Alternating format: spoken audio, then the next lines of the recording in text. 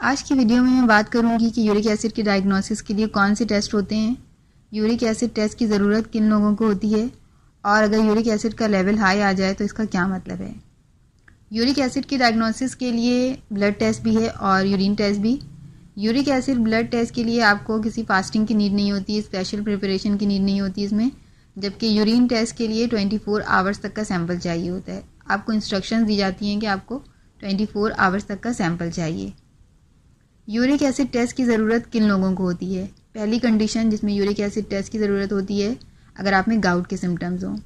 Gout के symptoms में joint pain, swelling और वो पार्ट वार्म होता है। साइनोवियल फ्लूइड एनालिसिस भी हो सकती है जॉइंट पेन का कॉज मालूम करने के लिए। साइनोवियल फ्लूइड एक फ्लूइड होता है जो जॉइंट को लुब्रिकेट करता है, जिससे फिर मूवमेंट पॉसिबल होती है। सेकेंड कंडीशन जिसमें यूरिक एसिड टेस्ट की ज़रूरत होती है, अगर आप में किडनी स्टोन्स हो।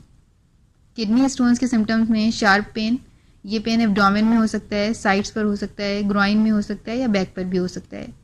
या यूरिन में ब्लड आ रहा हो, यूरिन फ्रीक्वेंसी ज़्यादा हो, मतलब बार बार यूरिन आ रहा हो, यूरिन पास ना हो सके, यूरिन के वक्त पेन का होना, नोजिया, वॉमिटिंग, चिल्स, फीवर, ये सारे किडनी स्टोन्स के सिम्टम्स हैं।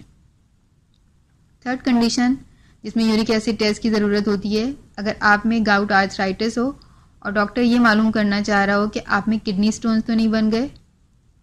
फोर्थ कंडीशन जिनमें कैंसर है, कीमोथेरेपी ले रहे हैं या कोई ट्रीटमेंट, तो ये ट्रीटमेंट जैसे ही कैंसरस सेल्स को किल करता है तो प्यूरिन लेवल बढ़ता है, जिससे फिर यूरिक एसिड लेवल हाई होता है।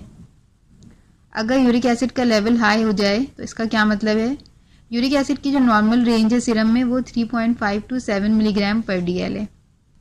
अगर 7 मिलीग्राम पर DL से लेवल हाई हो जाए तो इसका मतलब ये हो सकता है कि आपकी बॉडी ज़्यादा यूरिक एसिड प्रोड्यूस कर रही है या किडनी इस यूरिक एसिड को पास ना कर पा रहा हो, या इसका ये भी मतलब हो सकता है कि आप यूरिन डाइट ज़्यादा ले रहे हैं। इस रिपोर्ट को देखकर मज़ीद टेस्ट रेकमेंड किए जा सकते हैं ताकि एग्जैक्ट कॉज पता लगाया जा सके। अगर यूरिक एसिड का लेवल नॉर्मल रेंज से कम है, जो कि बहुत रेयर होती है कंडीशन, तो इसका ये मतलब हो सकता है कि किडनी में कोई प्रॉब्लम है। और अगर यूरिक एसिड ज़्यादा भी हो तो ये ज़रूरी नहीं कि कोई डिजीज़ कंडीशन है। आप मेडिसिन और डाइटरी एडजस्टमेंट से यूरिक एसिड को नॉर्मल रेंज में रख सकते हैं।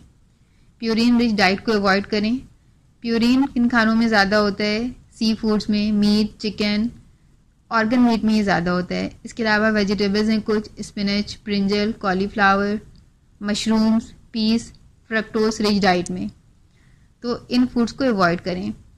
यूरिक एसिड हमारी बॉडी में बनता है, ये नॉर्मल है यूरिक एसिड का बनना, लेकिन इसका एक रिक्वायर्ड लेवल ब्लड में मेंटेन रहना चाहिए। अगर इस लेवल से ज़्यादा या कम हो जाए तो ये डिजीज़ कंडीशन हो सकती है, और अगर ज़्यादा है भी तो ज़रूरी नहीं कि डिजीज़ कंडीशन है।